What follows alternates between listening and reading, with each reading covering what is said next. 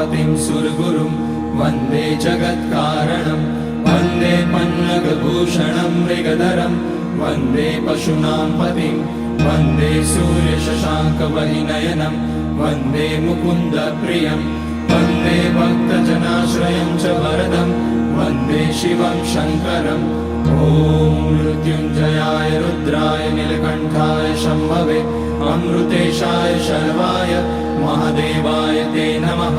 नमस्तेस्तु भगवन् विश्वेश्वराय महादेवाय त्र्यम्बकाय त्रिपुरान्तकाय त्रिकाग्निकालाय कालाग्निरुद्राय नीलकण्ठाय मृत्युञ्जयाय सर्वेश्वराय सदाशिवाय श्रीमान् महादेवाय नमः।